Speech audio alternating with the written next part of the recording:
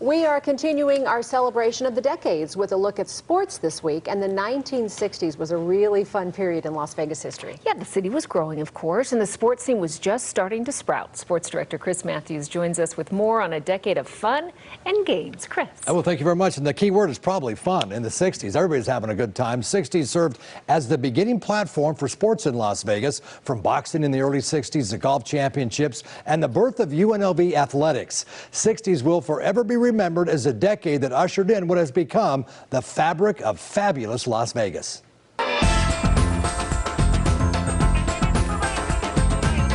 Las Vegas hatched boxing in the 1960s. Our city's first major fight brought Utah and champion Gene Fullmer here to fight Benny Paret in 61. A bigger fight at the Convention Center in 63 featured Sonny Liston and Floyd Patterson, but it wasn't until 1969 that a casino first hosted a title fight with Sonny Liston as the main attraction.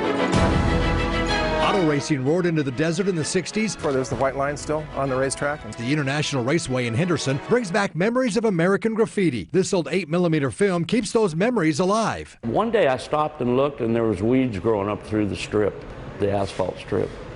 And I go, wow.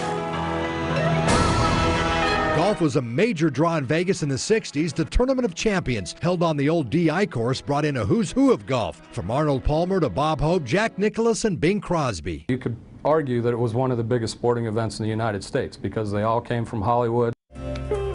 The idea of having a university football program was hatched in 1967. 1 year later, Nevada Southern debuted as a Division II independent with Bill Ireland as the school's first head coach. The UNLV basketball program started its winning tradition back in the 60s. Its first 20-win season was in 63. Over a decade now, the school made 3 NCAA appearances. And lastly, the Raiders also made an appearance in Vegas in the 60s, playing in a preseason game at Cashman Field. All right, and who would have guessed that 50 years following that game, the Raiders would be back again, only this time calling Las Vegas home. Now tomorrow, we look at the 70s and UNLV's first Final Four. Denise.